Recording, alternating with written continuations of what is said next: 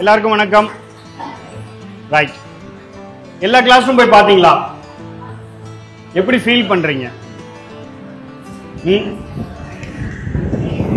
நானும் ஒரு பேரண்ட் தான். நான் வந்து கோயம்புத்தூர்ல இருந்து வரேன். என்னுடைய பேர் கார்த்திகேயன்.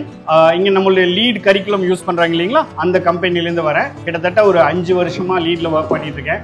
எனக்கு நம்ம செந்தில் சாரையும் குமரேசன் சாரையும் கடந்த 2 வருஷமா தெரியும். ரொம்ப சந்தோஷமா இருக்கு.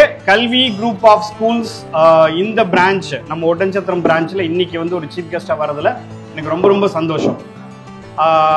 கோயம்புத்தூர்ல இருந்து வரேன்னு சொன்னேன் இல்லைங்களா, எனக்கும் 2 பசங்க இருக்காங்க.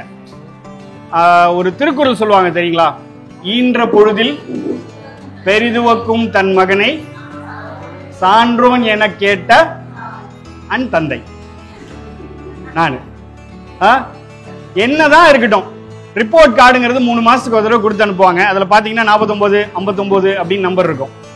ஆனால் அந்த 59 மார்க்கை வாங்குறதுக்கோ 49 மார்க்கை வாங்குறதுக்கோ நம்ம பையனோ பொண்ணோ என்ன பாடுபட்டாங்க, ஸ்கூலில் என்ன நடந்தது, என்ன சப்ஜெக்ட் போயிட்டு இருக்கு, அவனுக்கு இங்கிலீஷ் புரியலையா இல்லை மேக்ஸே புரியலையா, மேக்ஸ் புரியுது ஆனால் இங்கிலீஷில் போட்டிருக்கிற சென்டென்ஸ் புரியல, இது எதுவுமே நமக்கு தெரியாது. கடைசியில் ஒன்னே ஒன்று தான் நம்ம கையில் வந்து நிற்கும். என்னதுங்க?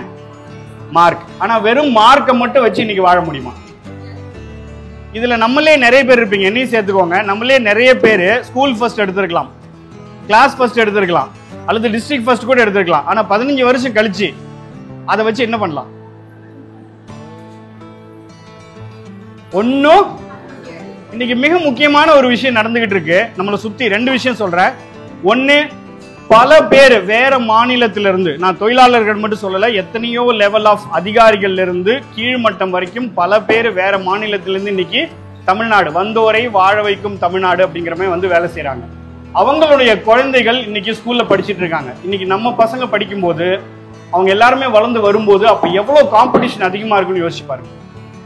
இது மிக முக்கியமான ஒரு விஷயம். 2வது, ஆர்டிபிஷியல் இன்டெலிஜென்ஸ்ங்கிற ஒரு விஷயம் பார்த்திருக்கீங்களா?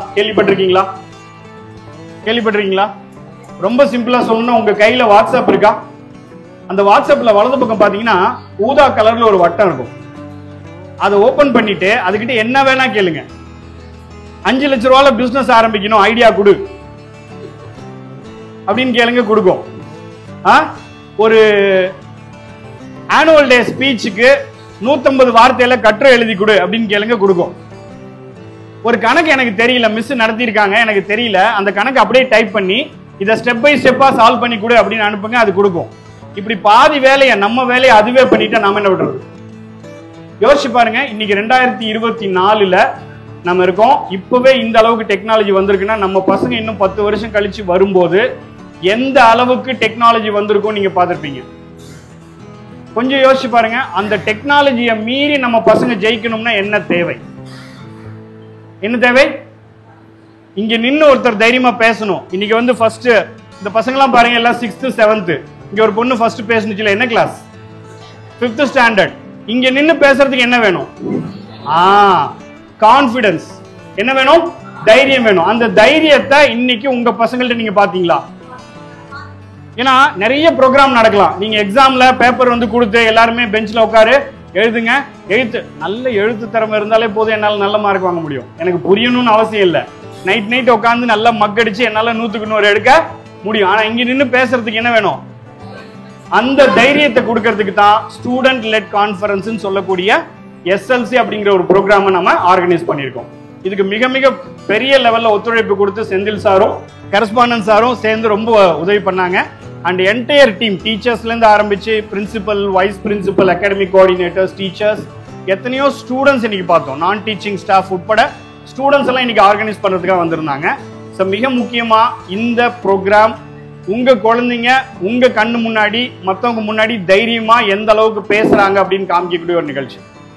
எத்தனை ரூம்ல இன்னைக்கு ப்ரோக்ராம் நடந்தது தெரியுங்களா? 14. எஸ், 14 ரூமும் நான் போய் பார்த்தேன். ரொம்ப சந்தோஷமா இருந்தது. நம்ம ஊரு ஒட்டன்சத்திரம் மாதிரியான டயர் 2 சிட்டின்னு சொல்லுவோம். இந்த மாதிரியான ஒரு சிட்டில இந்த அளவுக்கு பசங்க தைரியமா கான்ஃபிடண்டா பேசுறாங்கிறது எனக்கு ரொம்ப சந்தோஷமா இருந்தது. நான் இங்க லீட்ல ஒர்க் பண்ணிட்டு இருக்கிறது கிட்டத்தட்ட 5 வருஷமா. என்னுடைய ஓவரால் எக்ஸ்பீரியன்ஸ்ல கிட்டத்தட்ட இது வரைக்கும் ஒரு 600ல இருந்து 650 ஸ்கூல் வரைக்கும் உள்ள போயிருக்கேன். நிறைய டீச்சர்ஸ்க்கு ட்ரைனிங் ப்ரோக்ராம் பண்ணி கொடுத்துருக்கேன். லீடு மூலியமாவே இது வரைக்கும் 300 ஸ்கூல்களுக்கு மேல விசிட் பண்ணியிருக்கேன். நான் இப்போ ஹேண்டில் பண்றது வந்து கேரளா, தமிழ்நாடு 2 ஸ்டேட்லயும் அகாடமிக் சப்போர்ட் ஹேண்டில் பண்ணிட்டு இருக்கேன். அதுல எனக்கு ரொம்ப சந்தோஷம். கல்வி குரூப்பை நான் கண்டிப்பா டாப் 10ல ஒரு ஸ்கூல் என்னால சொல்ல முடியும்.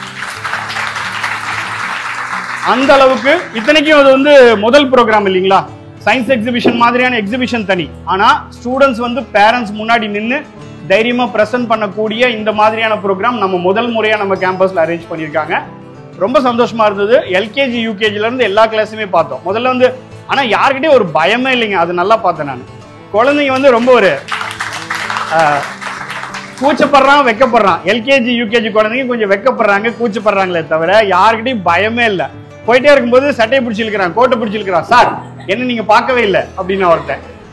என்னடா அப்படின்னா என்னோட பிரசன்டேஷன் பார்த்துட்டு போங்க அப்படின்னா.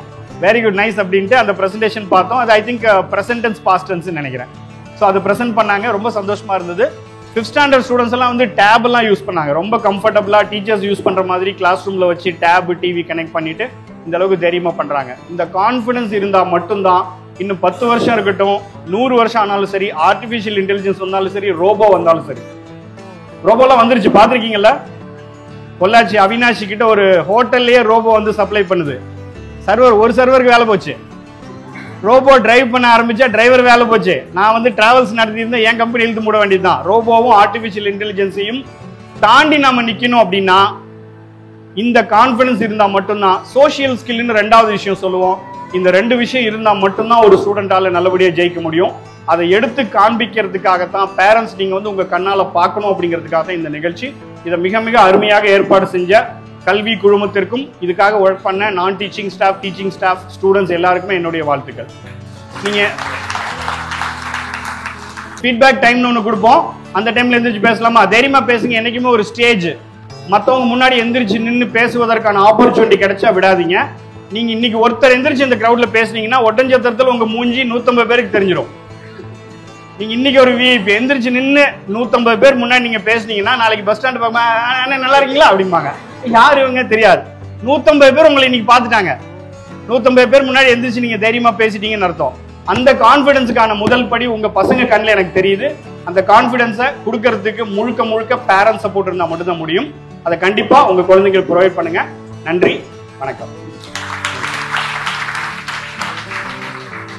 இனி சர்வதேச கல்வி சாமானியர்களுக்கு. Kalvi Group of Schools